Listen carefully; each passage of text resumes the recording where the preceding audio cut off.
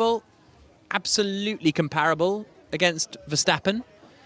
Having beaten Vettel, did his unbelievable late braking maneuvers. You think of China 20, what was the one? 18, where he was just unbelievable overtakes on Bottas and someone else, and he was absolutely, if not Leclerc, Verstappen, Hamilton level, if we want to bracket those three, maybe he's not quite that level, but he's as close as you're going to get.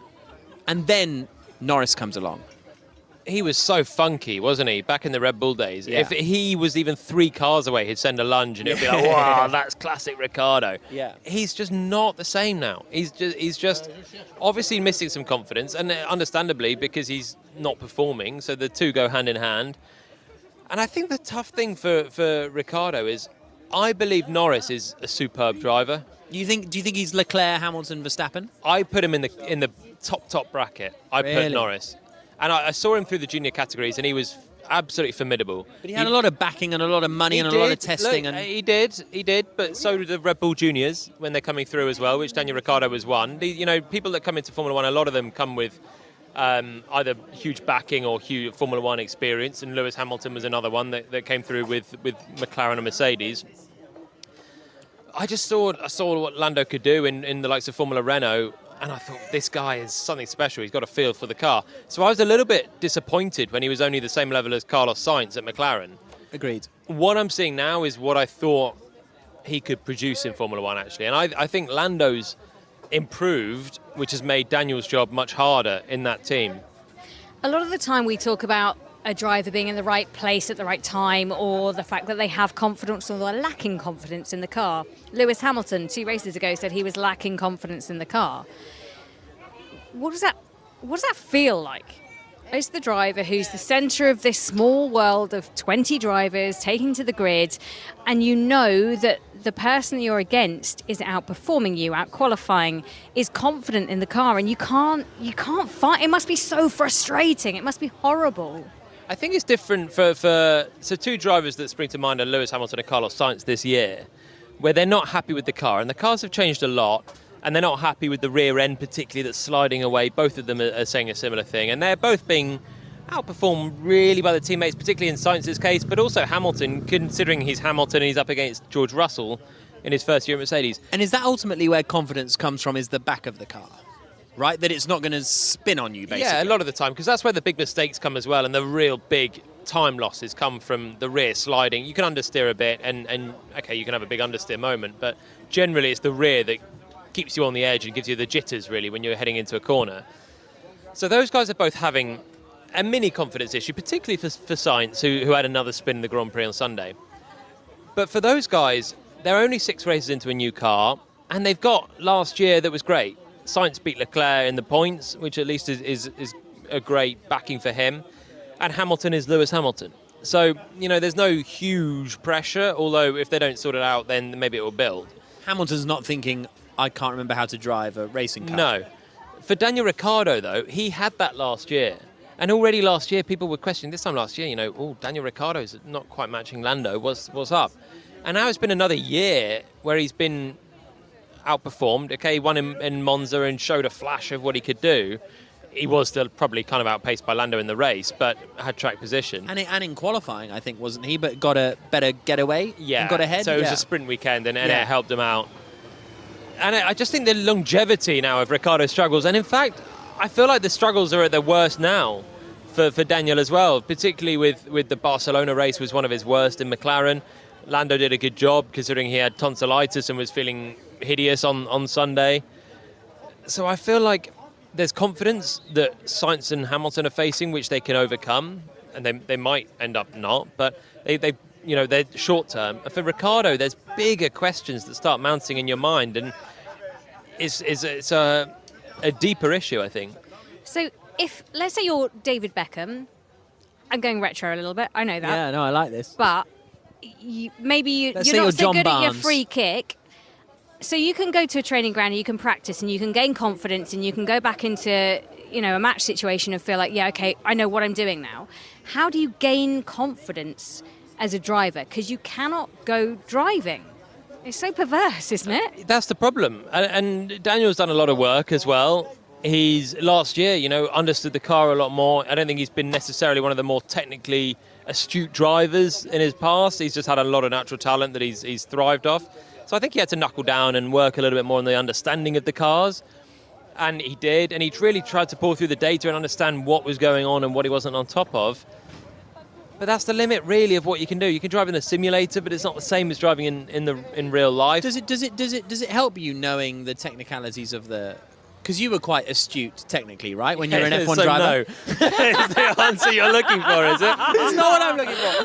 It's not what I'm looking for. No, but I was genuinely. So you were famously, infamously, whichever, notably, very committed to the technicalities, and that's why you're so great as a pundit. Because from your 2 years in Formula One, you really took on board all the technicalities, and that's why we love having you on the 5 Live Formula One coverage.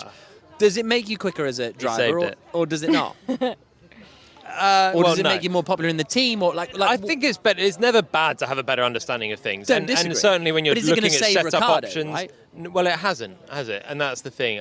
He's worked hard on that area, and I don't think it does really save. I think it's a good thing for drivers to have in their locker, but it's not enough. And it's just about then getting to the track. Each weekend is a new weekend, and you hope that you can unlock some pace and feel a bit of magic at the car, and it can change. And you get occasional moments where you can maybe take a bit of confidence from. Qualifying in Barcelona was all right for Ricciardo. And he's had a few of these moments. Monza the win. It should have been these confidence boosting. You're like, right, here we go. Catalyst. Yeah. But it just doesn't work like that, unfortunately. So let me put this to you as my final major question for the programme. Is Ricciardo, and I said this last time out, on the slippery slope out of Formula One? Jolyon. I think he's in trouble. He's in big trouble. And this is a highly paid, one of the stars of the sport. Well, he got the way big he's money performing, from Renault. and he's on big money at McLaren. Yeah. Big money. And he's fundamentally not performing. More than Lando, you reckon? Well, Lando's just got a new contract, so I don't know how it Okay, how but it before works. to that, oh, probably. yeah, before that. 100%. He came in as the number 1 at McLaren, and right now he's a solid number 2. He's in trouble there. And I don't know if he's actually... I don't think anyone knows at the moment if he's got another year in concrete at McLaren or not. It's in debate. For what he's paid and what he's bringing, it's not a great deal. McLaren will hope they can harness the old Daniel Ricciardo, and then they'll be great. But it's been a while now. Obviously, we've got to finish the show at some point, but there's probably another whole episode on if you're getting rid of Ricciardo, who are you bringing in that's better and all of those kind of things. Let's save that for another one of our specials. It's a 2-hour special. No, exactly. That's what I'm saying. We've got a whole nother show. Hey, we're on the Côte d'Azur. And Let's go. There's also a question of who would hire Ricciardo currently, which I think town of Beaulieu-sur-Mer. And we've got some very fine yachts bobbing around in the harbour to our right. We're just sitting under a lovely parasol as the sun beats down with the cliffs surrounding us in this natural amphitheatre. And our performers taking the stage. Jolyon Palmer and Jack Nicholls. And what a delight it is to actually be in a little bit of a breeze, because Spain it was hot. It was really hot. 37 degrees on race day. Might have a bit of rain here, but at the moment, this is perfect weather. I'm having a very pleasant evening so far. You've even rolled your sleeves up. Well, because you end up with the farmer tan, don't you? If you don't roll your sleeves up. So I thought it was a van driver tan. I don't know what I don't think there's much of a difference, much of a muchness. But yeah, you got to roll the sleeves up and get a bit of sun to the top of the arm. Palmer's done the same. So like, if Palmer hadn't have done it, I wouldn't have done it's it. I'm copying the Mediterranean trend. chic. That's what's going on here. Lovely to be here. I'm worried though, because you've got one sleeve up and the other down. I'm concerned for your tan lines. Yeah, fair point. Okay, let's move along. Let's do driver standings, because that's always fun. Verstappen leads the way with 110 points. Charles Leclerc now second, 6 points behind on 104. And this is the first time, Jack, that we've seen Verstappen take the lead of the championship after round 6.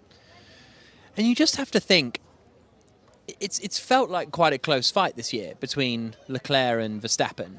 But then when Verstappen's taken the lead now, after 2 DNFs, okay, this was 1 DNF for Leclerc, but actually, should Verstappen be miles ahead in this championship? Is the Red Bull miles better than the Ferrari? Because it's felt really close all year. But actually, Verstappen should be maybe 30 points ahead by now. What? How?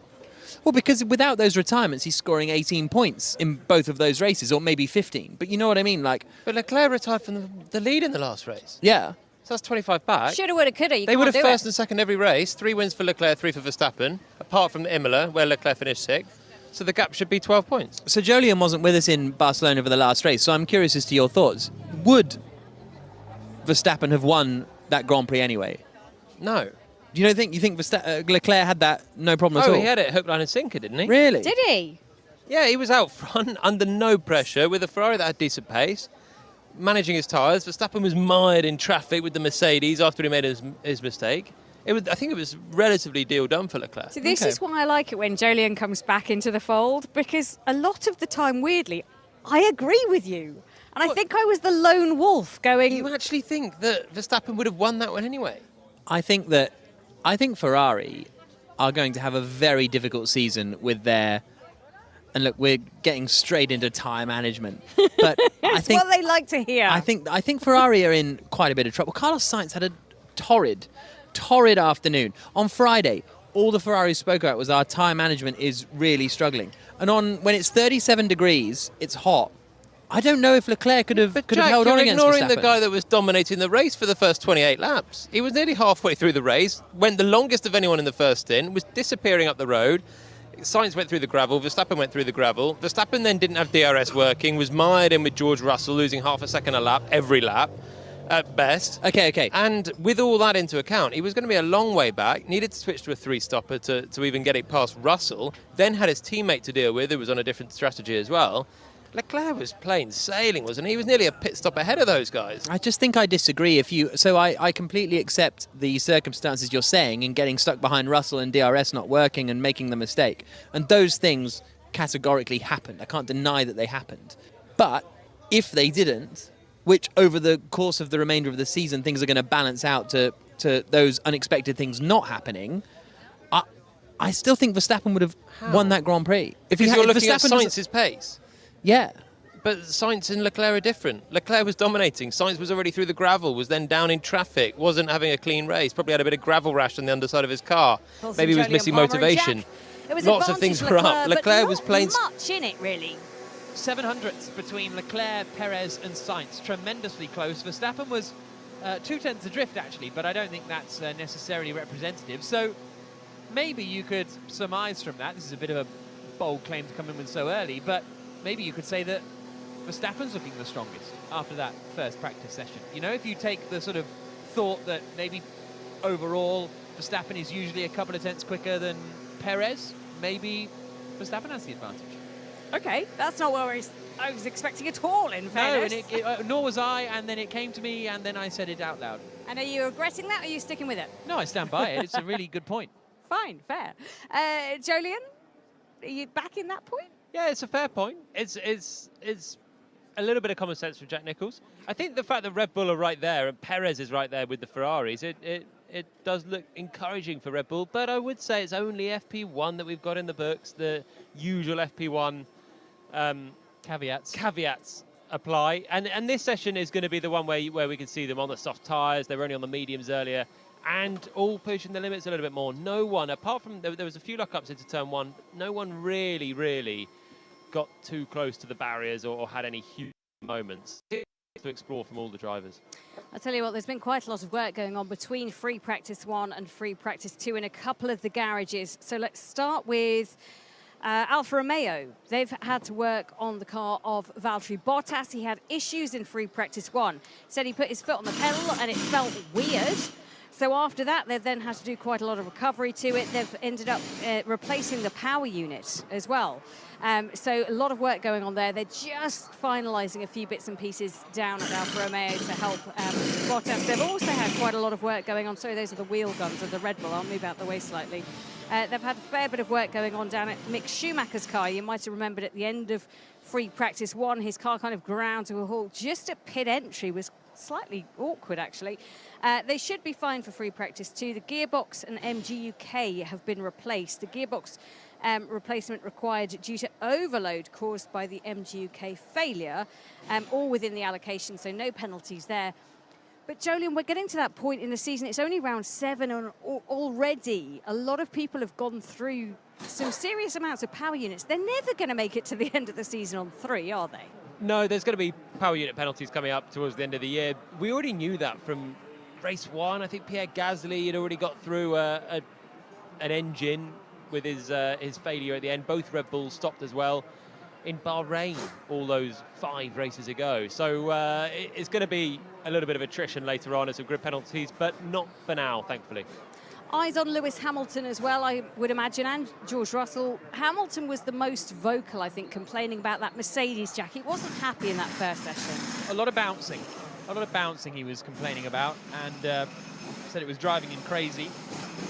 Ended the session 10th fastest, about 3/10 off his teammate George Russell. So there was quite a big gap there. So definitely work for them to do. So we have 1 hour about to be put on the clock. As I said, the sun is shining down. It's another pretty warm day here in Monaco. There's plenty of yachts. There's plenty of celebrities already floating around the paddock. It really is a race all about prestige, all about celebrities, I suppose. But Jolyon, the drivers still love this place. Oh, absolutely. It's one of the most popular tracks. It's the most popular track, in fact, with the drivers.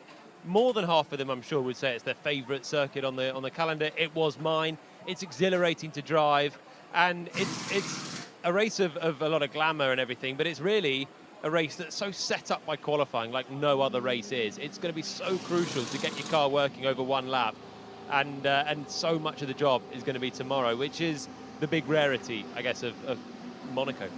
We love it. So first car just heading out of the pit lane towards the end. It's getting very busy out here, Jack Nicholls.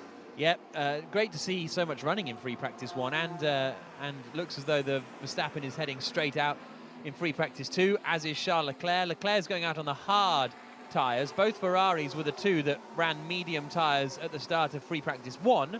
Everybody else ran the hards, so that will be reversed basically for the start of FP2. And for the first time in a long, long time, everyone's going to have a free choice of tyres to start this Grand Prix on Sunday. And historically, this is a one-stop race because track position is everything, and you can drive around almost on 3 wheels and just get your elbows out and try and hold on for a win.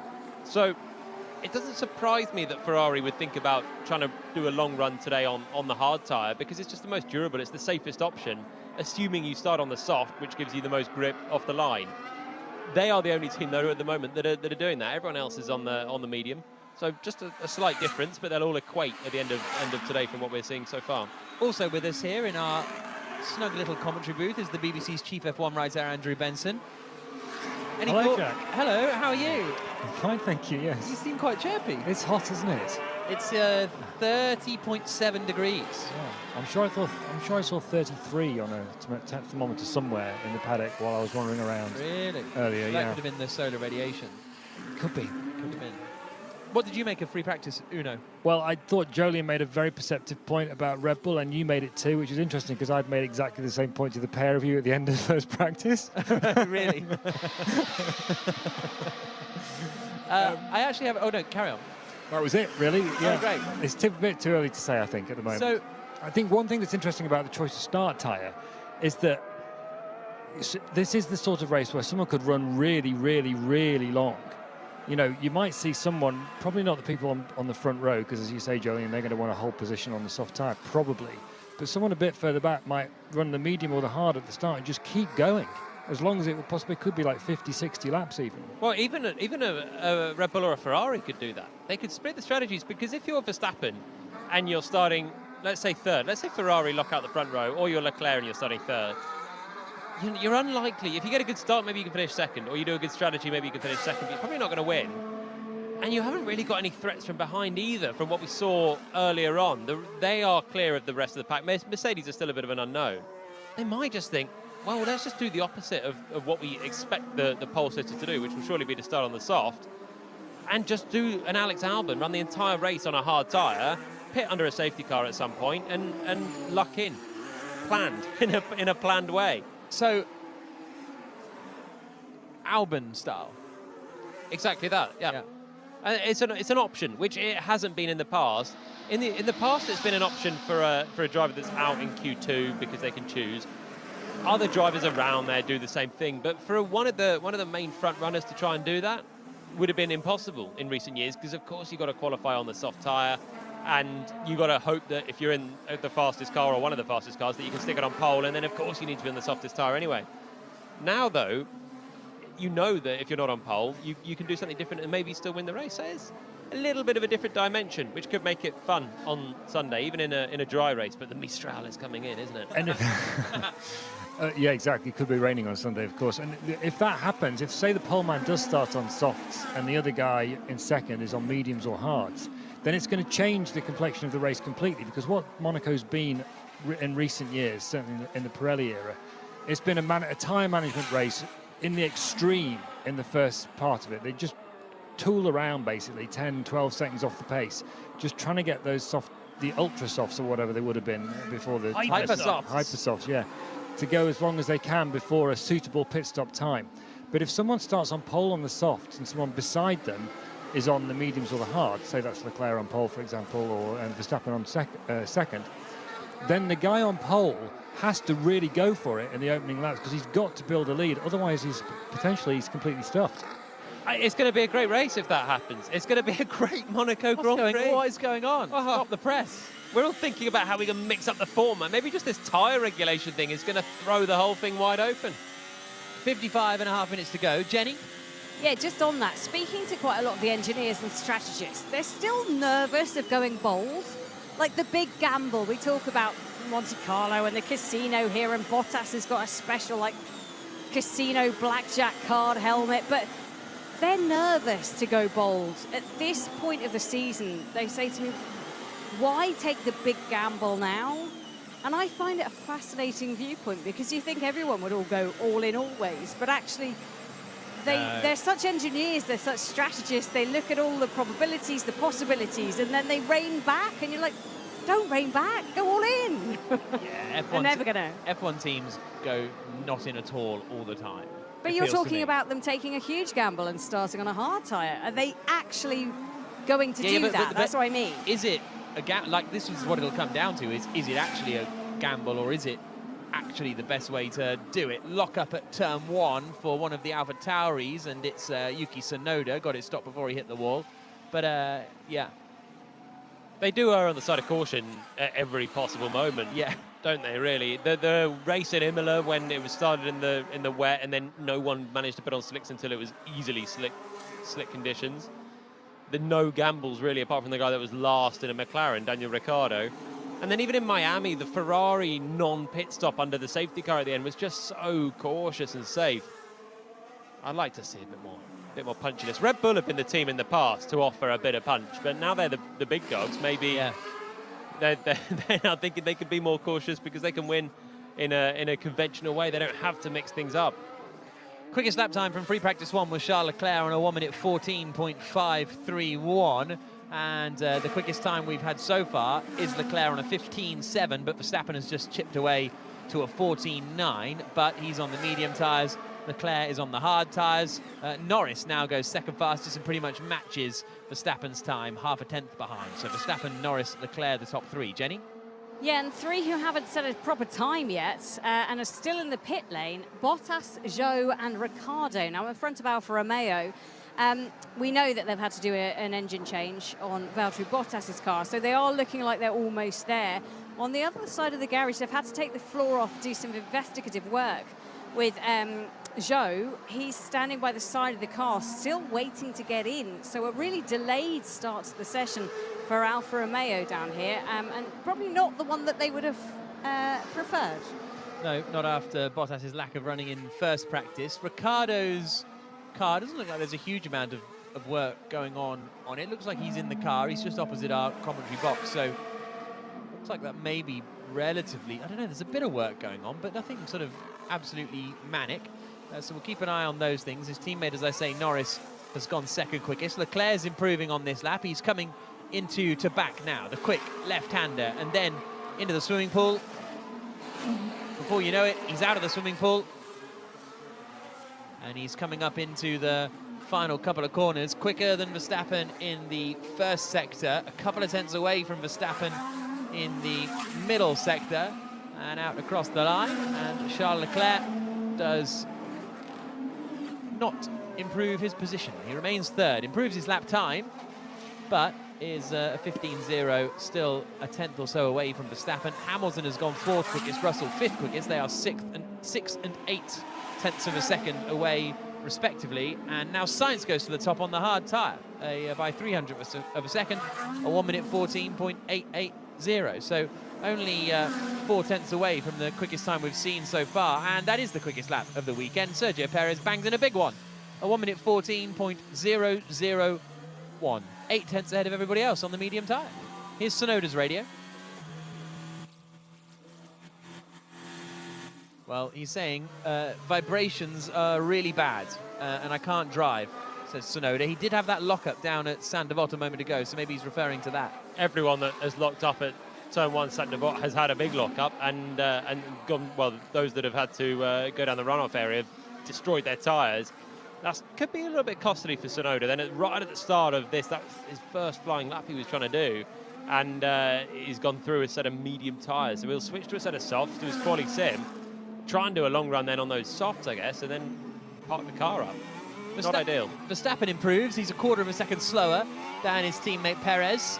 Norris out across the line, and he goes third fastest on a 1 minute 14.623, 6 tenths away from Perez's time. Perez now on a cool-down lap. Gasly's on a push lap at the moment, fourth as he gets onto the brakes into the Nouvelle chicane, and he goes straight on at the Nouvelle chicane. A little bit of a lock-up, but overall just too hot, and Gasly will not improve on this run. Russell and Hamilton are both improving. Jenny. Yeah, just down with Daniel Ricciardo in the McLaren garage, and they're just sending him out now, so about 10 minutes into the session. Didn't seem like there was much frenetic work going on. They just put the bodywork on, and now they've fired up the car. It's about a foot up in the air as it's on its jacks. They'll lower it down. It's going to go out on a medium set of the tyres. Less than 50 minutes to go. Oh, I haven't done a sync, sorry everybody. 49 minutes and 53, 52, 51, 50 seconds on the clock. Hamilton goes fourth fastest, slower than Norris, 7 tenths away from Perez. Russell then goes a tenth ahead of Hamilton and pretty much matches Norris's lap time, about 100th of a second slower. Sainz and Leclerc, who were at the top of the times a moment ago, have now shuffled down the order, but they are both improving. Leclerc is 7 thousandths up on Perez after the middle sector, and he's on the hard compound of tyre through La Rascasse, now through Anthony Nogues, and he'll get a bit of a slipstream here from Verstappen as he comes across the line, and Leclerc goes back up into third place, a 14.255, an identical lap time to Max Verstappen to the nearest 1,000th of a second. It's good stuff from Leclerc on a hard tyre, just a couple of tenths down on the Red Bulls. Hamilton now complaining of a big flat spot on the left front. He's just completed a decent enough flying lap to go 7th, and I wonder if he had a bit of a lock-up on that lap, because the time just seeped away a little bit as he got to the final part of it, and Russell actually just pipped him by a tenth. Sainz in the other Ferrari goes fourth, also on the hards. Also, Joe, on Leclerc, you're absolutely right, because both of those laps, the second one of which has put him third, quickest, only 2 tenths off the pace, had quite bad traffic in the last sector. And the first of those 2 laps we just saw, he had traffic in both the middle and the last sector. So I think there's a lot of potential in that car that he's not shown. And as you say, he's on a harder tyre than Perez, so that's really encouraging for Ferrari's pace. Albon's leaning on that one, coming through the swimming pool, both sections. He was really, really on it, Alex Albon. It's not going to pull up any trees this lap. He remains 12th quickest, but absolutely throwing the car around. Max Verstappen is about to go for another lap. He's on the medium tyre, comes out of Anthony Nogues now and gets going. I think Leclerc, yeah, they're both on cool-down laps now. Just getting a replay of, Vettel, huge moment, coming through the swimming pool, and he's hit sort of like a bump on the exit, somehow has not hit the wall, has then got it all locked up, and that is one of the most amazing getaways that I've seen from Sebastian Vettel there. That was a big moment. Humongous, coming through the second part of the swimming pool. That is really the fastest corner on the circuit, And Vettel just sliding his way with the rear of the car, almost scraping the back, but not actually doing it. And then saving it and just going across the runoff. Little skip through the second part of the swimming pool underneath our commentary box. That will have caught his attention. He will have absolutely bricked it when he was losing that. It's so fast at that corner, and the barrier's just right there waiting for you on the exit. Gasly goes 4th fastest, splits the Ferraris, set the fastest middle sector of anyone, and didn't improve in sectors 1 and 2. George Russell still goes ahead of him, up into 4th place now, 3/10 adrift of Sergio Perez. And Sainz is on a lap, and his first sector is okay. Not absolutely phenomenal, but decent enough as he comes through Portier and out into the tunnel. We heard earlier on a lot of chatter from Lewis Hamilton about bouncing, and there was a bit of a debate about whether it was sort of mechanical or aerodynamical and aerodynamic, and then whether it was porpoising. And I just don't think it's necessarily aerodynamics that they're struggling with again, because the speed around here is so low. Around Barcelona, for example, porpoising is only really going to be a thing into turn 1, because you need to build up the speed in the F1 cars to really glue them to the ground. And watching the other cars still now, even in FP2, even the Ferrari, they are bouncing quite a lot, even at sort of moderate speed. And Sainz does go 3rd quickest. There's a yellow flag at the swimming pool, red flag at the swimming pool. I think it's a McLaren, and can't quite see out of the window who it is. Oh, but it is Norris, I think, or Ricciardo. It's one of the McLarens that's gone. It's Ricciardo. It's Daniel Ricciardo has basically had the moment that Vettel has had, but not saved it and gone straight into the barriers, and red flag is out. Okay? I'm okay. Good. So Ricciardo's saying, I'm okay. The car is not, because he is in the tech pro there, in a way that don't see that often. Has he rattled down the exit of that first part of the swimming pool? Exactly the same bit as Vettel's almost had the crash. The front wing was like down here. I wonder if he's just gone in and just nudged the wall on the outside and then not been able to control the car to the point where he's just ended in the tech pro straight on. His season doesn't get any easier. He actually was looking pretty reasonable in this morning's running. Was close enough to Lando Norris. It's always been a good track for him. Ricciardo, actually last year's Grand Prix wasn't fantastic, but overall he's been great around here. By Norris. It was a little bit humbling for a previous race winner around here, and he's had it's a fair whack that he's had into the barriers. Well, this is on board with him. The sound you can hear coming into the swimming pool, and yeah, it's the Vettel one, and then he's corrected, hit the barriers, and then into the tech pro. I'm glad you're okay. We'll fix the car, don't panic. Yeah, understood. Yeah, I'll explain when I get back. I'll explain when I get back.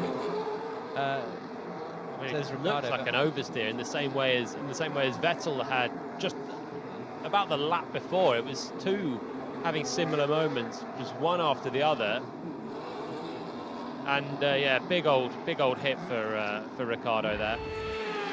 Just caught the oversteer getting through the second part. Vettel got away with it, and Ricciardo didn't. Jenny. Yeah, just thinking about Ricciardo, and I know we spoke about him quite a lot in the podcast, which is available to download now. Confidence track, building or trying to build confidence, and it's, he's not put it together quite right there. I feel like that's a really big one for Ricciardo. Like when we look back at this moment and go, oh, that was the undoing. I feel like I might be overly harsh. That's why I'm checking myself. But that's a bad one. Fernando Alonso crashed at Massenet in 2010 in free practice 3. Couldn't take part in qualifying, I think, and then just started at the back and he finished in 6th place apparently, which is a good effort. But my point being, people crash at Monaco. That's my other side of the coin. They do. He's the first driver to hit the barriers properly in today's running. It's more the fact that this is undoing. I don't know, because he's already under pressure. So the undoing has started a year and a bit ago, really. The McLaren move hasn't worked out for him at the moment. I find it tough to see how he's going to really turn the corner, because once you start to get in a bit of a downward spiral, which he's absolutely in, then it's difficult just to suddenly come out the other side. He almost needs like a complete refresh, a switch of teams and a different environment maybe to get this back. He had a decent run in this morning's practice. I'm sure that'll be a chassis change now. The way that he hit the wall there was really hard. That'll be, obviously he's out for the day, and a lot of work for the mechanics. And then you do just start to feel a bit more pressure turning up tomorrow, having missed most of this hour of the important running of the day as well. Turning up on Saturday morning for your next bit of practice, knowing that the team have just worked pretty hard to rebuild your car. You're still driving around Monaco, where it's so easy to crash.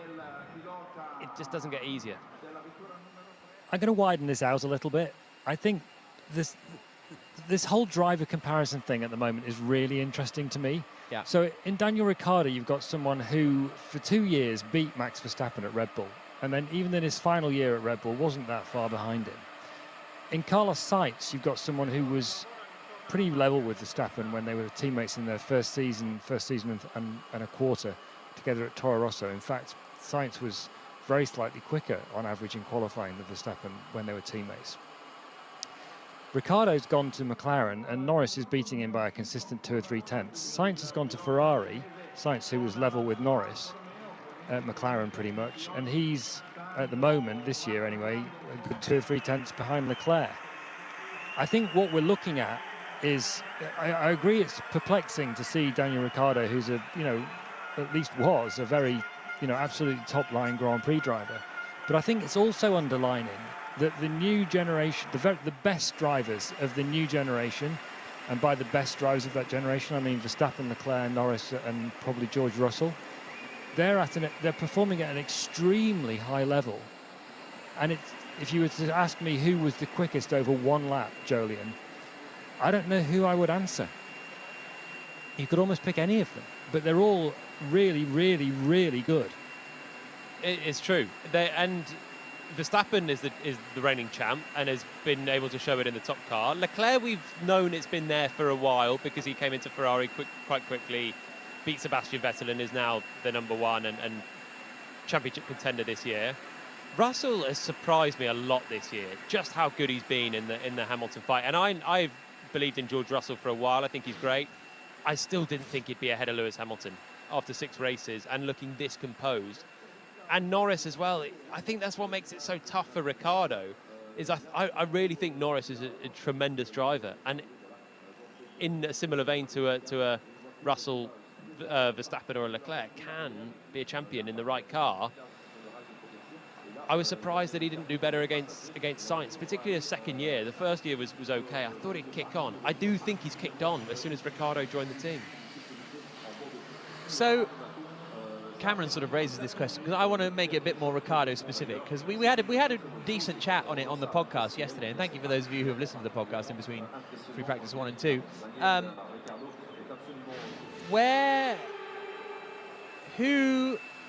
Who are you signing if you're McLaren and you decide, Ricciardo's not having a great time of it? Who are you signing? Well, they've got their eye on Colton Herta, but they were thinking about that for the end of 23, when Ricciardo's contract theoretically runs out. He's got a contract through this year and to the end of next year. Colton Herta is an IndyCar frontrunner, and there's this sort of the holy grail of the competitive American Formula One driver.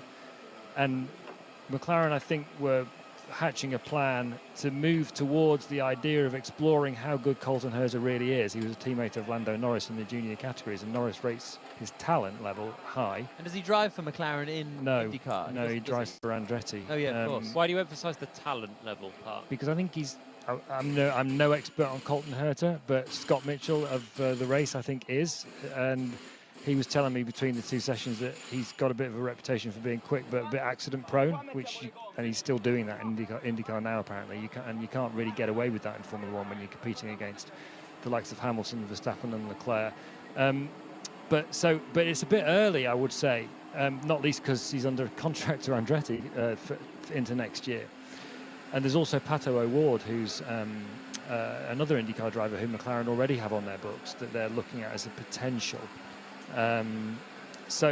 But I think it would be a bit brave to go for one of those guys next year if they decide that they want to cut with Ricciardo at the end of this year, which I'm not saying they're going to, and they're not saying that they're thinking about it at the moment. In fact, they're saying the opposite. No, it's all hypothetical. Yeah, and then within Formula One, of course, it becomes, then you've got different questions about who would you try and get out of where into that car. You've got Alex Albon's potentially available at the end of the year with Williams, and so on. You could keep going.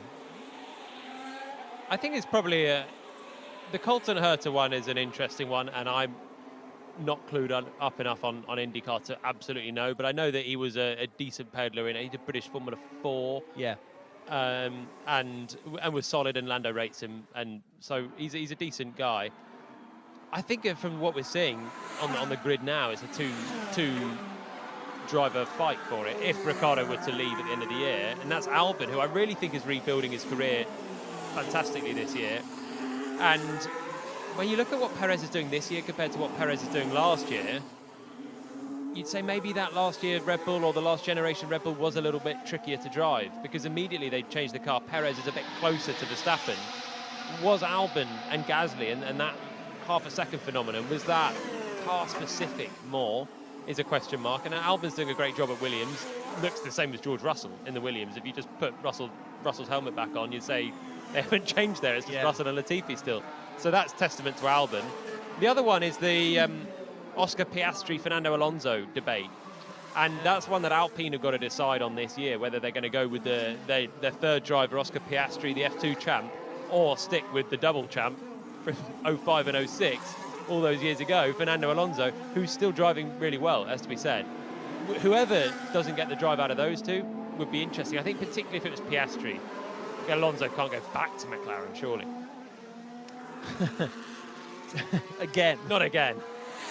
Interesting. Session back underway. Cars are making their way out, most of them actually on soft tyres, because we're going to get the quali sims in a moment. Jenny Gow. Yeah, just down at McLaren actually, and Daniel Ricciardo's doing the debrief with his team. He ran down the pit lane to see everybody, and he's just been explaining what he thought happened. He said he was getting a lot of bouncing. He's been through as his performance engineer and his race engineer. He's now talking to the rest of the team. I just wonder, Kevin Magnussen, I'll throw his hat into the ring because he's performing very well at Haas. Yes, he's been there before, but maybe he could go there again to McLaren. And also, I just wonder if Ricciardo underestimated Norris. I think he went into the team and thought, yeah, this is fine. I can be the #1 driver here. I got this. And actually, Norris has overperformed, outperformed him definitely, and it's just been incredible. And I just wonder if that psyched Ricciardo out a little bit. Maybe initially, perhaps that's true. I've no idea. But I think that goes, right? You see it where people underestimate things and they say, oh, I underestimated it. And then you get better and then it's fine. That's not something that's taking 18 months, I think, to sort of change. I don't know. No doubt his pace would have surprised, Norris's pace would have surprised Ricciardo. Yeah. Then you've got to do something about it, haven't you? Right, here we go then. Everybody on soft tyres. Sergio Perez is on a quick one, and he's the first of the front runners to start a flying lap. He's coming now through the middle sector. So down through the twisty corners at the hairpin and Mirabeau, and not in that order. Mirabeau, then the hairpin, and then out through Portier and into the tunnel. And Verstappen is on a lap as well. Perez is actually going quicker than them. Lewis Hamilton is just at the fastest first sector of anyone. By quite a chunk as well for Hamilton. That's a blinding first sector he's just put in. Alonso goes to the top on a set of soft tyres. The first time we've even really heard about Alpine today. They've been nowhere. But the soft tyres are clearly giving quite a lot of performance here. Perez is going to complete a lap, and he goes quicker. Only half a second quicker than Alonso, a 13.3. Hamilton is going quicker than Perez. Verstappen is not. Here comes Verstappen now, out of Anthony Nogues, across the line. And Verstappen slots into second place, 300th slower than his teammate Sergio Perez. Where is Hamilton on track? He is coming into the final corner now at Anthony Nogues, throws it into the right-hander after going through the Rascasse, then out across the line. Don't think he's quite going to have enough to beat Perez and Verstappen, but he might be able to get ahead of Alonso. He only goes 6th quickest. loses a lot of time in the final sector, so wonder if he picked up some traffic. Not even a personal best in the final sector for Hamilton, a 20.0, 7/10 slower than Verstappen. Doesn't look like there was any car right in front of him. His first half of the lap was unbelievably quick. And Sergio Perez has lost the left mirror on his car, so that's not ideal when he's trying to get out of the way of traffic. Here comes Russell out of the final corner, and is he going to jump up and get ahead of Hamilton? Yes, he is. Third quickest for George Russell, half a second away from Perez and Verstappen, fractionally ahead of Fernando Alonso. The two Ferraris are just starting their flying laps now. They've done out laps, then a prep lap, and now they are on a push lap. Leclerc's first sector is a 19.3. It's pretty much there, 600 slower than Hamilton's best in sector 1. And Carlos Sainz is through the first sector now, and he's a couple of seconds away. Sainz not going for it then, or he's made a mistake on this one. Leclerc's going quicker the middle part of the lap. Hamilton's still got the fastest first sector. His first half of the lap was great, and then it just went away massively in the second half. He's nearly a second away.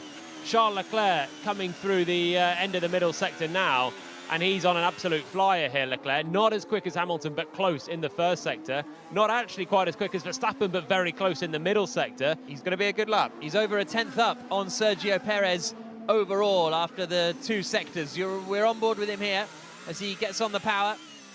Now into Anthony Noakes. Neat and tidy from Leclerc. And it is the top of the times. A 1 minute 13.125. Just over a tenth quick, well, actually 2 tenths quicker than Sergio Perez and Max Verstappen. So that's a gauntlet laid down there from Charles Leclerc. Verstappen's going again, personal best in the first sector, but 2 tenths down on Leclerc and Hamilton's first sector. Whatever Mercedes did in Hamilton in that first sector, it was very good, and then the time just went. Magnussen's improving, but he's going to catch traffic. And we've got half an hour to go. Magnussen across the line to go 6th fastest, 1.1 seconds away from the pace of Charles Leclerc. Here is Verstappen through the middle sector, and as he's backed off. He's backed off as Verstappen. Perez, I think, is also on a slow cool-down lap as well. So both Red Bulls have slowed down. Leclerc quickest. Sainz is going again, is he, through sector 1? No, he's not. He's off it again. Sainz is just not able to get a lap time out of these soft tyres now. He's been on them for a while. Build up, then trying to push, not able to find anything. Trying to push again, not able to find anything. Just not feeling the grip on them maybe yet. And another lap then of build, I guess, for Sainz. They got fuel in the car at the moment to do that. It's just he's not obviously feeling as comfortable to just nail it on even for a one corner at the moment. Sainz is another guy actually who's struggling at the moment. He started the year quite strongly, but after Australia, it's all started to unravel for him. And he was saying in Spain about how, you know, the Ferrari's got quite an oversteery balance. Sort of a slightly loose rear for people who don't know what that means. I can't imagine there are that many of those listening to second practice commentary. But and Leclerc's comfortable with that, and Sainz isn't.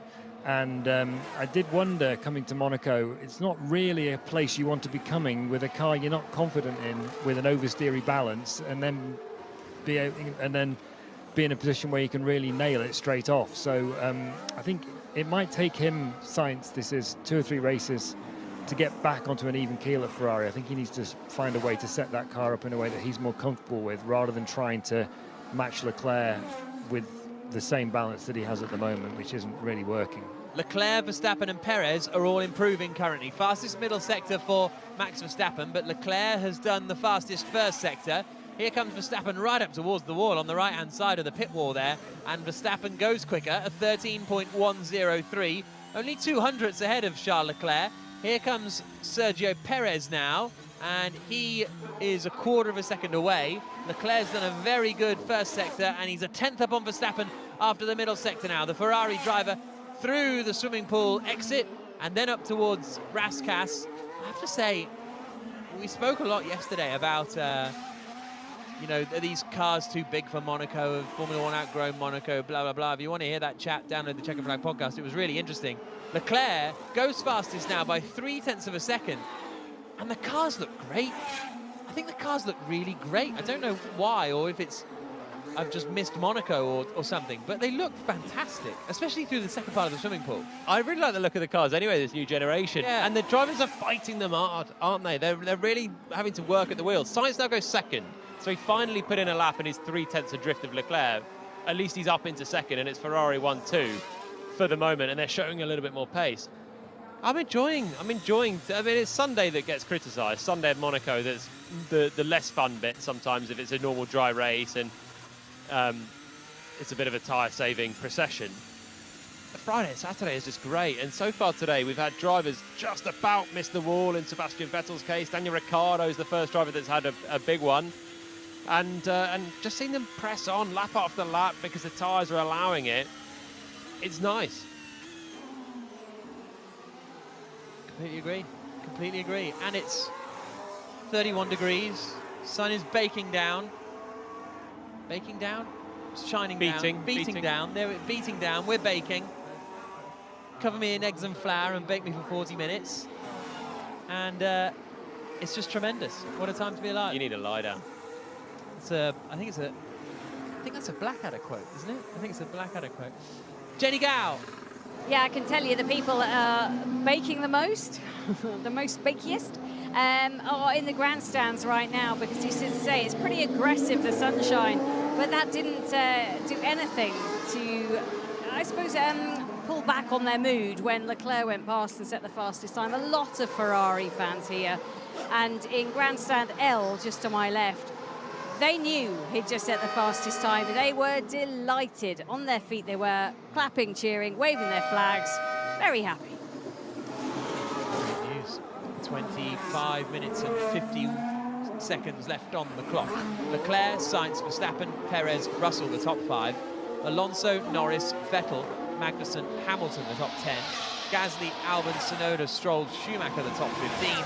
And then it's Ocon, Bottas, and Latifi, the 19 drivers who set a lap time. Ricciardo crashing out of the session. Also worth pointing out, that was Ricciardo's first lap that he crashed on, because he went out a lot later than everybody else. I hadn't really clocked that until just now, but yeah, that was his first lap that he hit the barriers in. Leclerc's improving again. Norris improving as well in the McLaren, going nicely through a couple of sectors. Really nicely actually for Lando Norris. Could be a good improvement.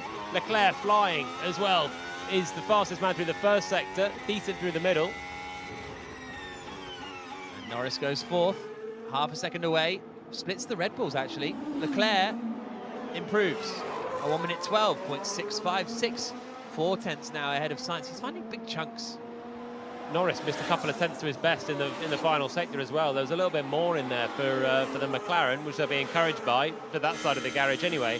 The Ricciardo one, I do wonder if it's a 2022 car phenomenon that's maybe caused both he and Vettel to have a huge oversteer in that corner. I wonder if they are just touching, and everyone's talking about the bouncing. I wonder if they're just having a little bottom out or something in that swimming pool really quick sequence, and that's what's unsettled the rear and caught both Ricciardo and Vettel out in quick succession. Could be. George Russell improving again. Coming into Anthony Nogues, the final right-hander on the power, out across the line, and Russell currently 6th and remains 6th, but does improve his lap time. Hamilton never got a lap in. He's just come through the first sector in 19.5, so reasonable sector 1 for Hamilton, but now he's off at Mirabeau, and he's not in the barriers. He's having a Ricardo Rosset moment actually, because he's trying to find reverse gear and get back up the hill. Only time I will probably ever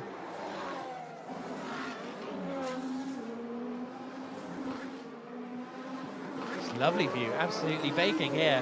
Charles Leclerc is quickest. Lovely view for him as well, because he is at the top of the timesheets. He's 4 tenths of a second ahead of Carlos Sainz. His teammate, the Red Bull driver Max Verstappen, is 3rd. As I say that, Sergio Perez comes across the line in the other Red Bull and goes 2nd quickest. Lewis Hamilton's struggling. He's just been off the track down at Mirabeau, but Leclerc, the home hero, looking strong at the moment. What I was about to say was, first time and probably only time I'll ever compare Hamilton to Ricardo Rosset, who we were discussing earlier. Why were we discussing him earlier? Oh, because he didn't qualify for the 1998 Grand Prix or something. Anyway, it doesn't matter. it wasn't relevant at all. 1998 Japanese Grand Prix. Okay, understood. Box this lap.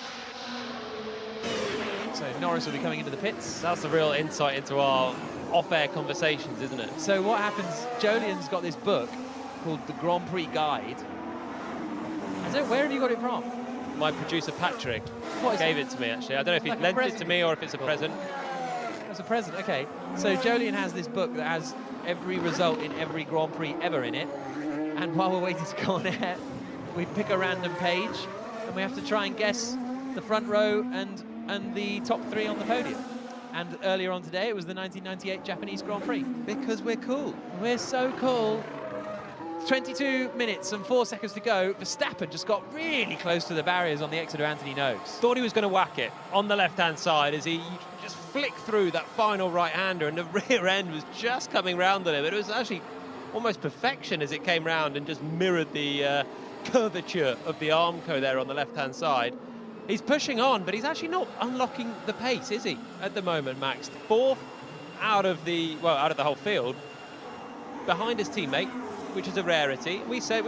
Jack, you opened the show whimsically saying, if Perez is very quick, then is Verstappen the favourite? Yeah. Well, he's actually behind Sergio Perez still by half a tenth. It's close. Perez is the fastest of the Red Bull drivers so far today.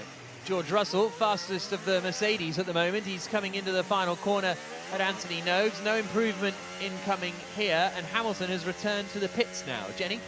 Just wonder, after the incidents of Spain, with team orders being so blatant over the radio, if Perez has a bit of a point to prove right now when he's gone out there to do just that. Well, if you're far enough up the road, you don't get team ordered, in theory. Sainz is improving again. The Ferrari coming across the line, and he gets back up into second place. 2 tenths away from Leclerc, a tenth ahead of Sergio Perez. Verstappen back in the pits. Leclerc's going again. Okay, so box. So Russell brushed the wall, front right, turn 12 to back. Yeah, it must be, because that's 10. That's 10. 10 is the chicane, Nouvelle chicane, isn't it? Brushing the wall to back. It's a bold brush. It's a fast one. Hopefully we'll see a replay of it. And the driver's now just really starting to press on. The soft tyres are giving more and more grip all the while, really.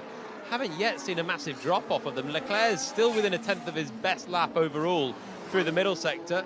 Ooh, I think he got a bit trafficked there by Latifi, and as a result has backed off. And Perez is looking like he's going to go again too. We've got less than 20 minutes to go, and not really a lot of long running so far with less than 20 minutes to go, because the tyres will just keep going, I guess, and you need to qualify. If they can do this on the short run, I don't know if you're going to learn much by sticking on a medium or a hard tyre. Yeah. Because I guess they can just last 18 minutes or something now, so you're probably not going to glean a huge amount from it, and everyone's just prioritising, as is absolutely the right thing to do, the qualifying runs. Whilst the tyres are still giving, keep on the low fuel, keep trying to find a little bit more pace and understand the car and the balance a bit more. Daniel Eckersley says, non-ironically, that is an amazing game. It's quite fun. Nuller says, you make me feel less geeky about driving each track on the PC before a race. No, that's fine. That's absolutely fine. You've got to get in the zone, Nuller. You've got to get your eye in. Leclerc quickest, Sainz second. Just had a bit of a lock-up from Pierre Gasly, catching his front right coming into the Nouvelle chicane. Still managed to get it stopped, broadly speaking, but then cut across the chicane a little bit. Verstappen back in the pits, Norris back in the pits, Russell back in the pits. Norris has come through Anthony Noakes and hasn't exactly hit the wall, but he's on the exit of Anthony Noakes, but he sort of had like a tank slapper that nearly sent him back the other way. Well, yeah, it's a little bit similar to Verstappen, just larging it on the run to the line. The rear end just coming round at him in a nice power drift sort of way. And then as you catch it then and start moving slightly to the left on the exit to just negotiate the tiny kink onto the start-finish straight, then it came the other way and slightly fishtailed. Good car control from Lando Norris, as it was for Max Verstappen earlier. Still just Daniel Ricciardo that's properly hit the barriers. We haven't had a replay of Russell's tap at turn 12. Bit of work going on down at Mercedes. Yeah, they're looking at that front right, and there's a Pirelli gentleman there, so I guess their concern is the tyre okay to go out on for some more laps, presumably. Yeah, what they don't need is a sort of tyre safety worry around this circuit. So if the wheels had a bit of a hit, if it affects the tyre in any way, then they need to get Pirelli down and inspect it and make sure that it gets the thumbs up to get out there and it's not going to have a failure of any sort. Chris emails saying, "Afternoon, gang. During the Barcelona Grand Prix last week, it crossed my mind that I couldn't immediately think who plays guitar on the chain. Equally, the bass player didn't spring to mind either. I worked it out after 5 minutes. What about it, folks? Do you know it off the top of your head?" Says Chris. You got it in your locker, Palmer? I don't think he has. Mac. Very. I'll give you like half a point. McVie. Which one? John. Yeah, but which instrument? The bass. Yes. Good one. Can you get the guitarist? Oh, come on. I watched. That's impressive. I'll give you that. Yeah, all right. What did you watch? A nice little doco on Fleetwood Mac actually recently, which is why I'm a fan. Was it the one about? Was it like the behind the story of the album or behind the album or whatever? It was classic something like that. albums. But it was a fascinating group, fascinating band. Yeah, no, Rumours, iconic. So there we go, Chris. Lindsay Buckingham was the answer we're looking for. That's the one. That's the one. 16 minutes and 7 seconds on the clock. Sainz is 100th up on Leclerc as he comes through the swimming pool. Up now towards Rascasse, loops it around the right-hander. This might be the top of the times for Sainz. On the power now, it's going to be tight. Comes across the line, and it isn't. He goes slower by 0.04 of a second. He was up until Anthony Nogues as well. That final nothingy right-hander that both Norris and Verstappen have squirmed out of, and that is what cost Sainz just a tiny little bit of time. Shame for him as well, because he could so do with just topping the day, just psychologically getting ahead of his teammate for once. Leclerc, really tight Gasly to the apex of Rascasse. I was waiting for the rear to flick round as he did Esteban Gutierrez and just caught it. Driving nicely today, Gasly. Completes another lap but doesn't improve in 7th. Yeah, Sainz, even when it's so close, and he's been driving really nicely today, Carlos Sainz, but Leclerc was the guy that topped FP1, and it's looking like he's going to top FP2 as well, because Sainz just missed out. Leclerc's in the pits, but so are the Red Bull guys and Norris and Russell, so everyone else in the top 6 are back in the garage. And it looks like another practice session that Charles Leclerc, by the skin of his teeth, is going to top. Here's a question I don't think I've asked you about Monaco. When you go down the start-finish straight, if there's a car coming out of the pits, there's like a flashing light that says, keep left, sort of thing, isn't there? As the car's coming out pit exit. How do you check that like every lap, or do you... Because like when Sainz came across the line there, he went fully into pit exit. Like, I always think this pit exit's really dodgy. I know you can't miss it when you're on the main straight and the arrows are coming down to say there's someone coming out the pits. Yeah, you can't miss it. Okay, it's really obvious. So you just don't go in the pit exit. But do you just not go in the pit exit full stop, or if there's no lights, you are doing it? I don't know. I didn't really clock Sainz going over the pit exit there, to be honest. I'll keep a lookout. We'll have a look out for in the future. But Leclerc's jumped out of the car and has just nipped upstairs to the engineering garage, so he's not going to be rushing out in a hurry for the moment. I don't know, why would you cross into the pit lane exit? Why did Sainz do it? Does it straighten your braking for the Sandoval? You're talking about getting just a wheel only over like a couple of wheels, corner? Yeah. But then you can see that there's no one there anyway.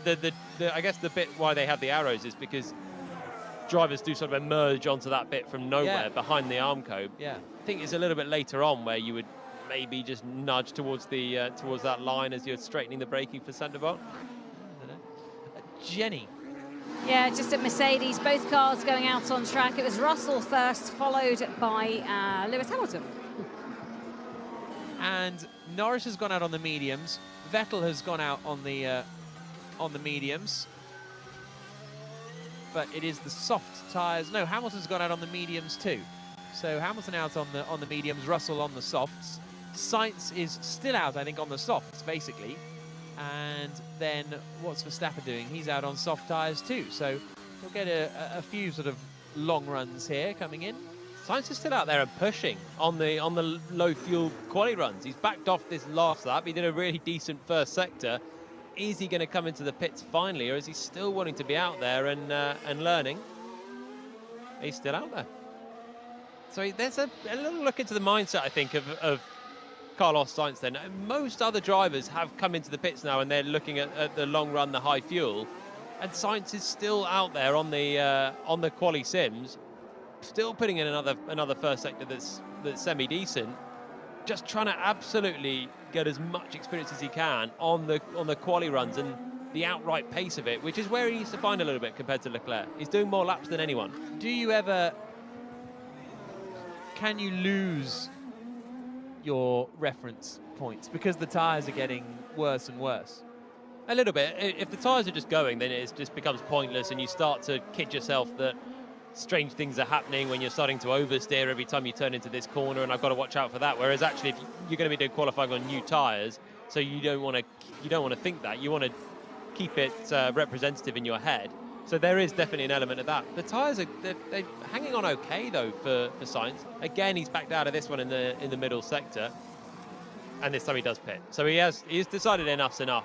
Even if it's just one corner that you can practice though. There's some cable getting stuck on the helmet on the right side, like radio cable or something. Pushing. Bottas, a cable getting stuck on his helmet on the right-hand side, and Leclerc quickest, Sainz second, Perez third, Verstappen fourth, fifth for Norris, sixth Russell, 7th Gasly, 8th Alonso, 9th Vettel, 10th Tsunoda. Magnussen, Hamilton, Bottas, Albon, Joe the top 15, Stroll, Schumacher, Ocon, Latifi, the 19 drivers. Now, any surprises in there? Again, Gasly up there as he was in free practice 1. Alonso, a little bit more like it from Alpine. Vettel's done a reasonable run as well. Struggles in particular, I would say, for Ocon. He's the only, well, Ocon and Mercedes don't really look, well, Ocon and Hamilton. We never saw a lap from Hamilton, which is quite interesting considering the amount of laps sort of Sainz stayed out and did. I'm sure that Hamilton could have done that had he wanted to. He said there was some flat spot. Oh, yes, of course. He did. From a lap earlier on. At Mirabeau, yeah. Yeah, so that'll be why. He was trying to improve and then had the lock up at Mirabeau, flat spotted the tyres, and luckily he's got those mediums he can run on. Magnussen just went straight on at the Nouvelle chicane after a bit of traffic. So he's had a bad day. Alfa Romeo. Yeah. Bottas, particularly, didn't run earlier on, and 22 laps on the board.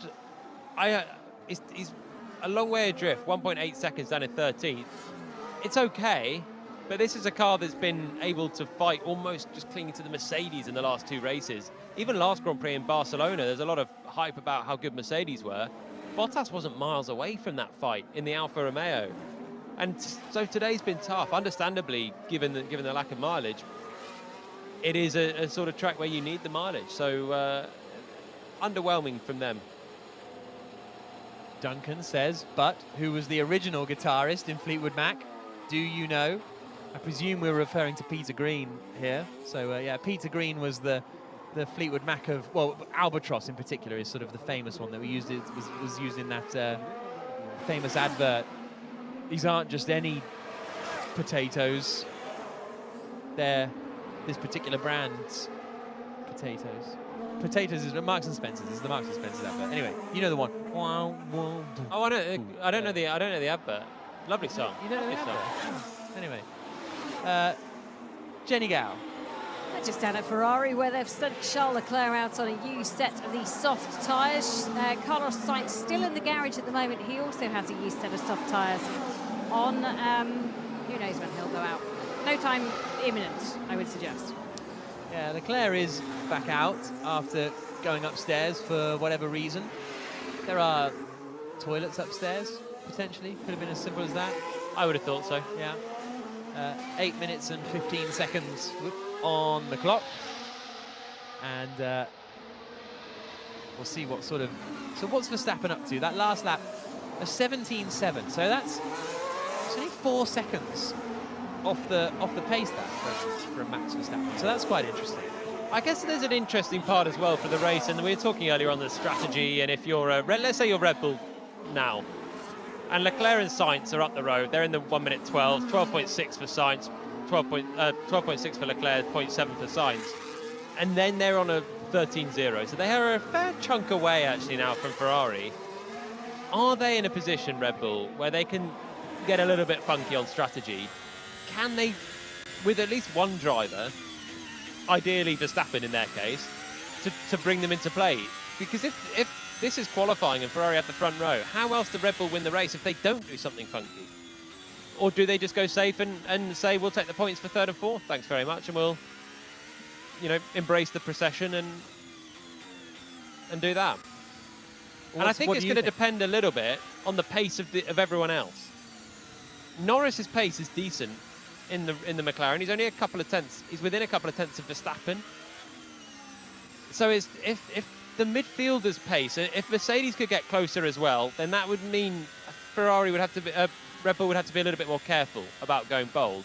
If they've just got the pace to easily beat the midfielders, whatever, then they can start to think about doing something a little bit more risky, a bit more interesting on strategy, different fundamentally to Ferrari, and we might have a race on our hands. Yellow flag at the first corner. Norris, I think, in the McLaren has gone straight on at Saint-Devote. Charles Leclerc coming around the final couple of corners now and down towards the aforementioned corner, comes across the line. And the yellow flag is waving. Where is Norris? We don't get to see it, of course. And he's well in the runoff area, actually. He's managed to turn around now and get going again. Haven't seen any Bottas boots so far this weekend, have we? Where he goes into the runoff and just pulls the handbrake and floors it, loops it around, and gets back on his way. I big love for Bottas for that. It's a Bottas special, though, yeah, isn't no it? one else does it. Where he's still pointing into the runoff, and he's going at some speed, and he just does the spin turn immediately. It's cool. What's he doing? Is he like just dumping the clutch? Is that how he's doing it? Yeah. You just go down some gears, clutch in, dump the clutch with a load of gas, spin the car around, and then drift your way back out. 10 out of 10 for entertainment. So cool. Until the one time where he actually just hit the barrier doing it, and it wasn't so cool. That was down at Saint-Devote as well. Yeah. He's got a bit of flair. He certainly does. 5 minutes and 11 seconds left on the clock, and on that last lap Leclerc did a 17.1. Verstappen has been through the pits now and on the medium tyres. 5 minutes to go in this session. So what do you think they can, so is there anything else they can do, Red Bull, other than this long don't pit? Because also you could do the whole race on the softs, can't you? I don't know if that will necessarily be possible. Obviously, you're not allowed to, but you know what I mean. No one's going to start on the softs, presumably. I think that's probably the most likely tyre to start on would be the soft. Yeah. To have the grip off the line, because you don't want to be scrabbling around on a medium or a hard at the on the early laps. If you've got track position, you need to just protect it around this circuit. It's still going to be track position rules the day. But you know what, Jack? We've got 4 minutes left. Yeah. The sun beats down. The crowd bake in the grandstands. There's a gentle heat haze shimmering into Tabac. And Andrew Benson has been working diligently to bring us this. Long Run Corner with Andrew Benson.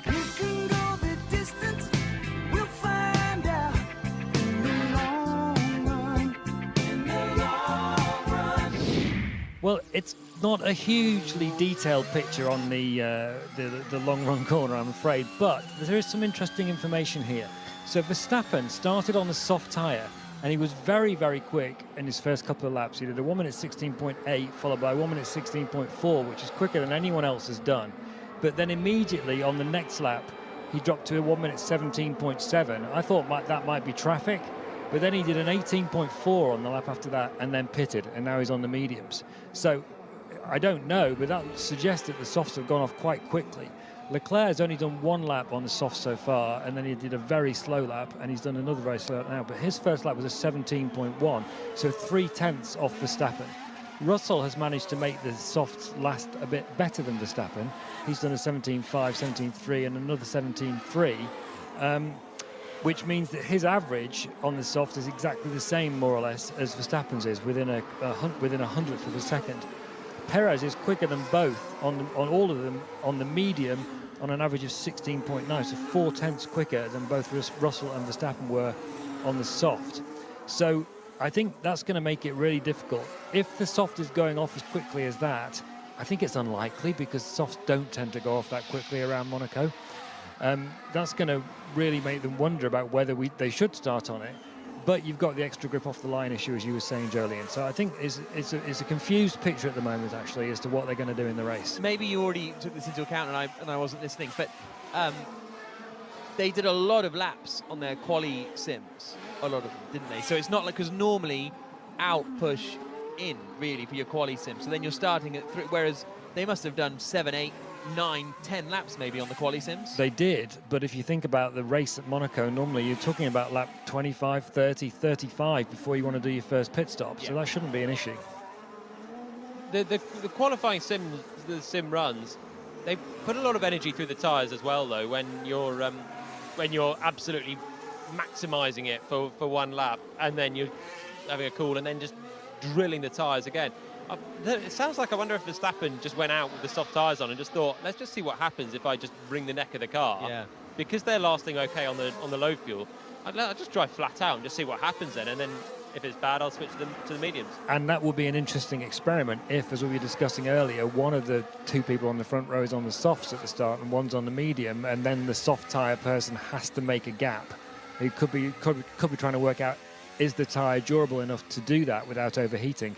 And it might suggest that it isn't, but we don't know because we don't know exactly what happened on that run.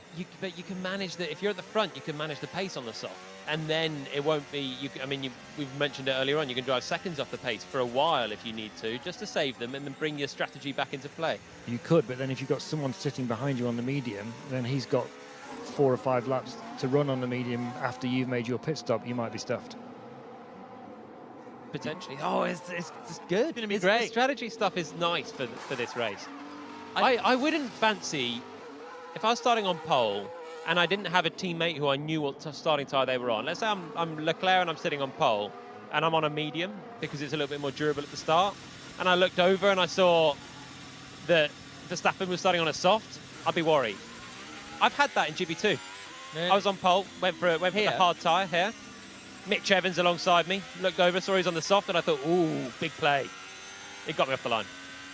And then? I got him back, won the race, cheers. I didn't realise how long Bottas had been doing these spin turns for, by the way. Jago's just sent one in a Williams. Have you seen that before? In a Williams at Mirabeau. There's no room to do this spin turn. Hashtag BBC F1, you'll be able to find it, but it's nuts. Yeah, it's good stuff. So he's finished, isn't he? A little bit of ice driving. Yeah. He's got it. He's got it. Checker flag out. Charles Leclerc ends the session quickest. For what it's worth, he's gone out on the hard tyres. He is quickest. Carlos Sainz second. Third for Sergio Perez in the Red Bull. Fourth, Max Verstappen. 4/10 separating the top 4. Norris 6/10 back. Russell 7/10 back. Then it's Gasly, Alonso, Vettel and Tsunoda the rest of the top 10. Magnussen, Hamilton, Bottas, Albon and Zhou the top 15. Stroll, Schumacher, Ocon, Latifi, the 19 drivers who have set the lap time. Daniel Ricciardo crashed out on his first lap. So that's it then. At the end of first running day, it's a Friday, which is still tripping me up slightly because we usually run on a Thursday here, but the weekend consolidated. You don't take the day off tomorrow, Jen. Oh. We'll all come into the track and you're just down at the beach. That would be a faux pas, wouldn't it? Yeah. Miss qualifying of Monaco because I was on the beach. I'll remember not to do that, but thank you for the night.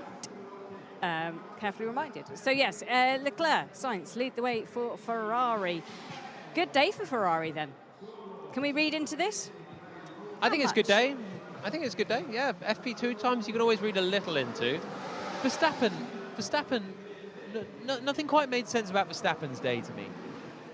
You know what I mean? Well, he was just a little bit slower than Perez. He missed some running earlier on, didn't he? Well, because of his own lockup that flat spotted the tyres. Yeah. He wasn't absolutely at it today. Missing a 10th or 2 compared to maybe where you'd expect him to be compared to his teammate.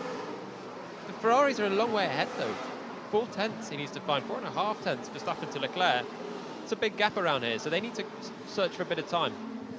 plenty of work will go on overnight, regardless. Because the teams are used to having Thursday running, then Friday, they have loads of debriefs, engineer meetings, they are going to have to change their practice as well to make it like a normal F1 weekend. Is that going to hamper some? I mean, they all just do what they normally do. It's just not what they normally do in Monaco. Yeah, but what they normally do in Monaco is completely different to what they normally do. So presumably it's easier to do what you normally do rather than getting used to doing what you... I don't think you get used to doing what you abnormally do, normally. Yeah, I'm there. I'm there with you. I'm sorry I made you go there. That was my bad. McLaren, highs and lows there. Norris looking pretty good out there, especially as he's recovering from tonsillitis. Would he be fit enough to even be here this weekend? Well, he's here. He seems fit enough. He's doing well out there. But for McLaren, Daniel Ricciardo into the wall and an early end of the session for him. So really contrasting session for them. Yes. First lap from Ricciardo, and we saw that recently with someone, and I can't quite remember who, but it was someone's first lap, and they were in the Bazzers, but not ideal for Ricciardo at all. He's going to have his work cut out tomorrow because he was not too bad in free practice one, wasn't he? Norris did a 15.0, Ricciardo did a 15.1, so he was within a tenth. Well, he was actually 1,000th more than a tenth of a second behind Norris in FP1, but he was there. He was definitely there. So to miss all of this running is not ideal. And I'm just about to get run over by a Red Bull, so I'll move out the way slightly, trying to not get run over by the Mercedes team. I forget how condensed and squishy and squashy this is. The cameraman's asked me if it's necessary to stand. I mean, yes, it is. Anyway.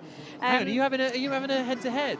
Where are you? I'm not getting too involved, but someone else we're now standing up looking in the pit lane. I'm just at Red Bull. I'm at Red Bull. That's the sound you can hear. It's Sergio Perez. They're doing a practice pit stop, which they do, and then to my right, one of the Mercedes is going.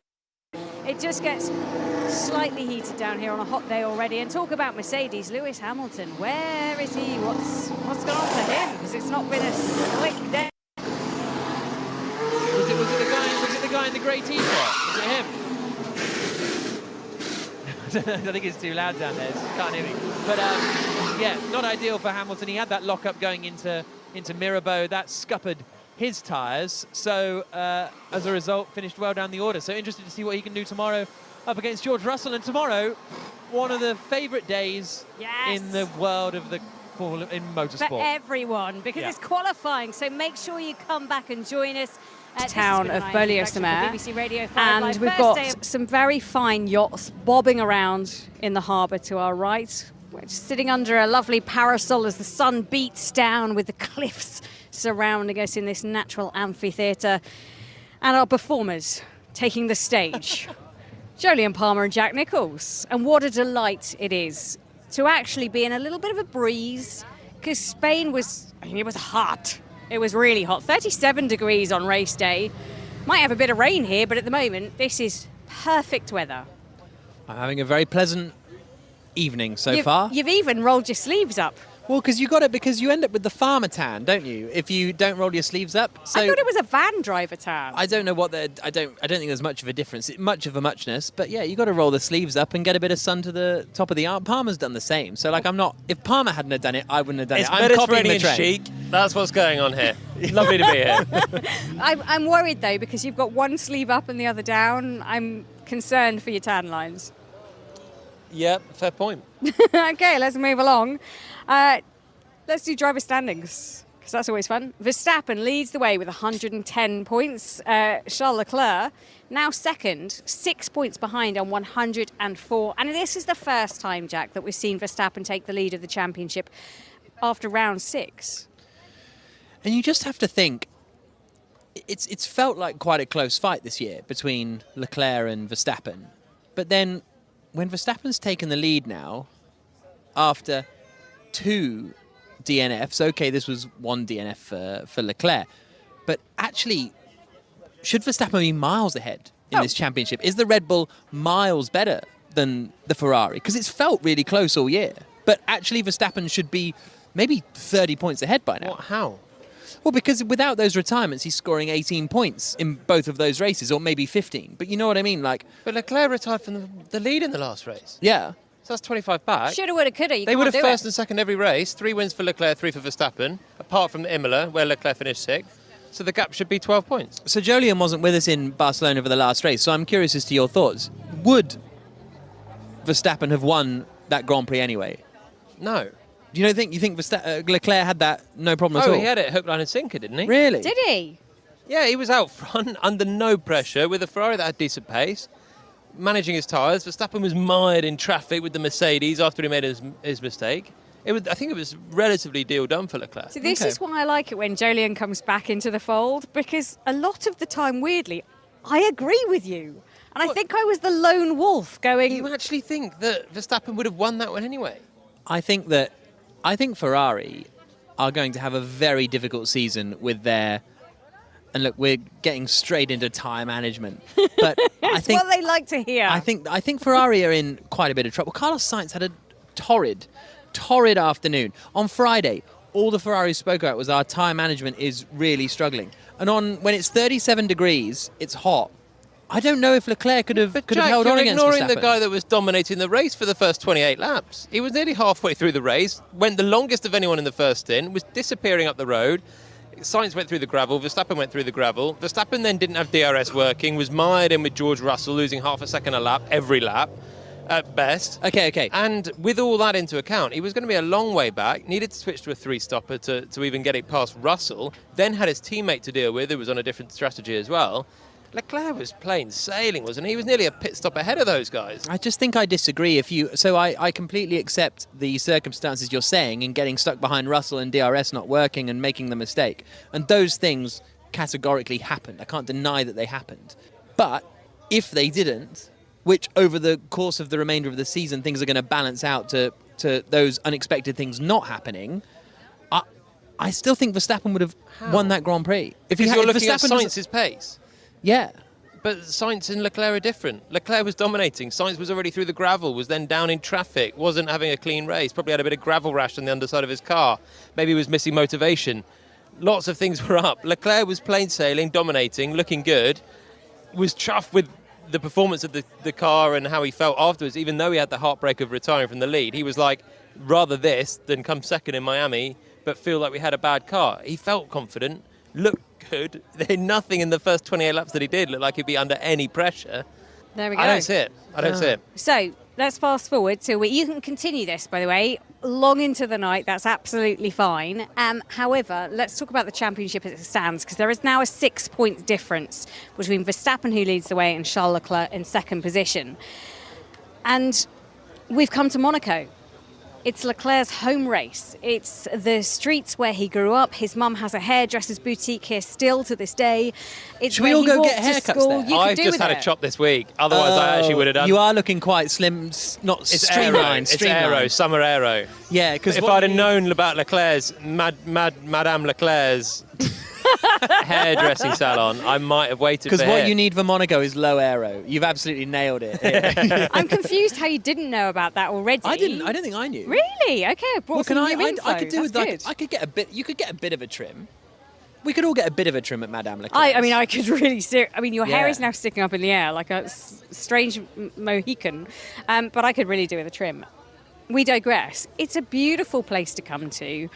It's still got all the prestige, the privilege, the panache of a Formula One race from the olden days. But we all know when it comes to racing, when it comes to overtaking, it might not be the best race. So does Monaco deserve a place on a calendar with 22, 23 races? Well, every year you finish the Monaco Grand Prix and you're like, nothing really happened.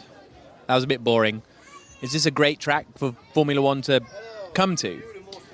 And then obviously Monaco will carry on and just carry on forever. But this year you're starting to get that vibe that maybe Monaco's place on the calendar is under a little bit of threat or under a little bit of questioning with some of the stories that have come out recently. And so you kind of, I think, then start to ask it more seriously. You know, like, is the future of the Monaco Grand Prix secure? And I don't know. And should Formula One be coming here? I don't know. It's not really a race.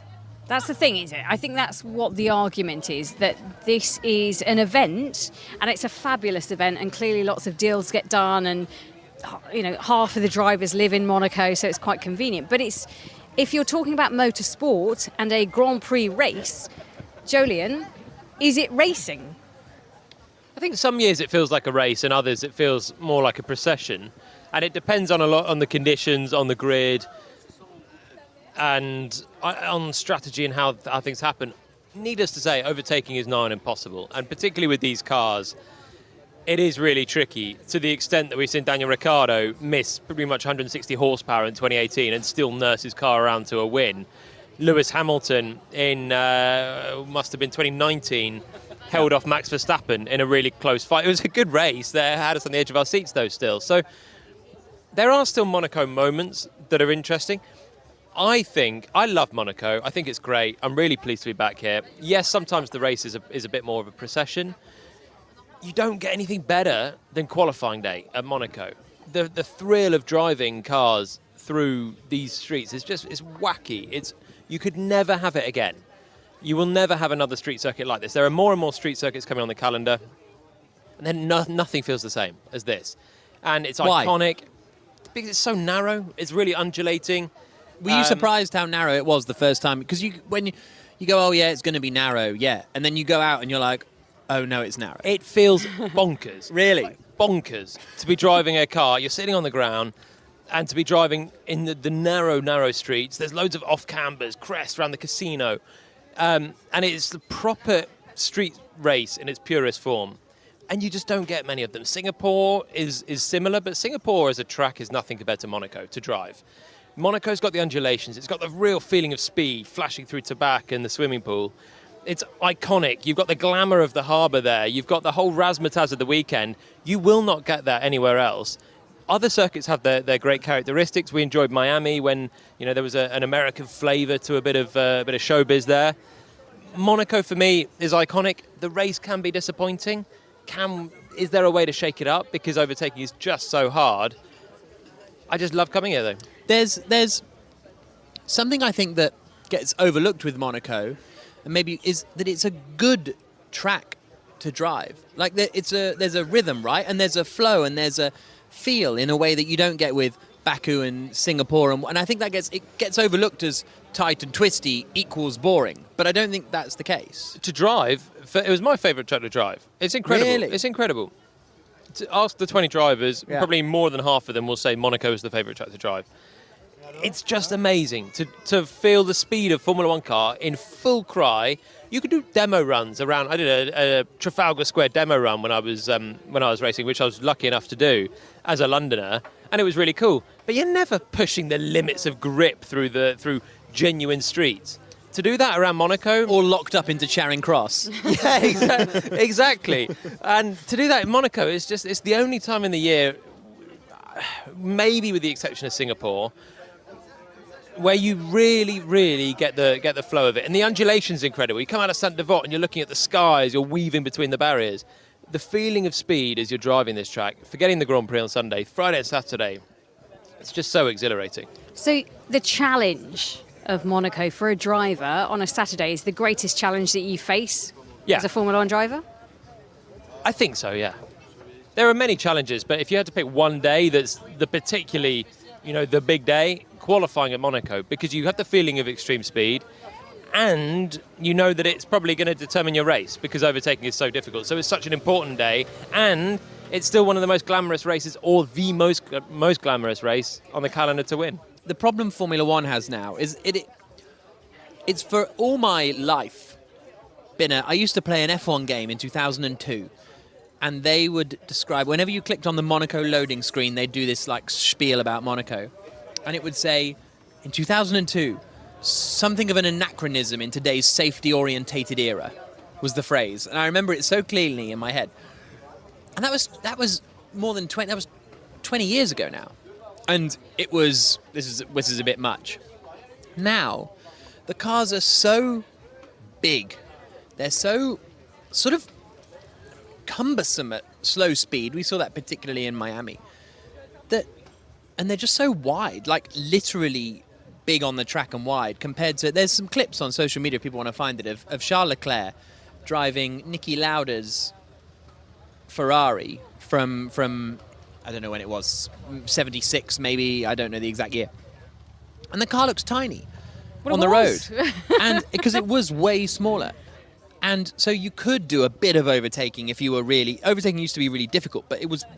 The cars now are so big and the aero so important and DRS so vital, and you can't do DRS in Monaco under the tunnel because it's too dangerous. And all we see now is DRS is what you need for overtakes. So Monaco is such an impossibility now of overtaking. It feels like it used to be really hard, and it feels like Formula One has outgrown Monaco for many, many years. To me, it feels like it's at a bit of a tipping point of it's pointless doing a race. Like it's literally pointless unless you make changes. And I read an interesting piece from Philip Horton on Auto Week. And I know I have to give it credit because he came up with some interesting ideas where suddenly he's like, well, maybe, so every Grand Prix has to be 300 kilometers, except Monaco. Because it's so slow, the rules are slightly different for Monaco. So his point was, well, make lots of rules slightly different for Monaco. Make it so you have to use all 3 tyre compounds, so you're guaranteed a 2-stop race. Or make it 100 laps like it was in the olden days, so it goes on a bit longer, and so you have to change tyres more. No one needs that in their lives, surely. I mean, 78 laps is a challenge. He did make the point that 22 more laps of Monaco maybe isn't ideal. Some of our commentaries in the past, we've been happy with a shorter one. But you know what I mean? Like, maybe something can be done differently with Monaco. I do agree with that sentiment. I think as a you just sort run of it as event, a one-stop, whatever, blah, blah, blah. It's going to be boring. Yeah. As an event, I just still think it's got a place on the Formula One calendar for now. And we still get occasional moments of a Monaco special where it's really interesting, where it rains in the closing stages and there's 6 cars. In all my recent examples, it's been 6 cars for the lead, but no one overtakes still. I'm thinking back to 2012 when I think Mark Webber won, but he was just backing everyone up. Was that after the red flag, or was that 11? 11 was the one that was promised so much, and then there was a red flag because Petrov hit the wall, and nothing happened. There are many where it's been edge of the seat stuff, a bit like even Senna and Mansell back to 1992. Was iconic, but Mansell never made the pass. Well, like 2002 is iconic because David Coulthard, for some reason, had to start at the back of the grid, and he couldn't overtake. And he was in a McLaren, the fastest car of the year, or one of them, and he couldn't overtake Enrique Bernoldi, a Spaniard in an Arrows, which was the slowest car. And everyone's like, "Wow, this is like sort of amazing," because Coulthard can't get past Bernoldi for 18th, and it made it iconic, even though it was rubbish sport, but sort of great sport at the same time. So the problems then, they're not really new, but they are worse because of the size of the cars now. If you just look at the cars compared to even cars from 15 years ago, there's a huge difference. And I think you can almost sit in the middle of the road with a damaged gearbox. Leclerc nearly managed to give it a try. You can win the Grand Prix, but I think many people could. and you're not going to get overtaken. So this is a bit of a problem. I think there could be a way to change the rules, or just even have it like a qualifying time trial event race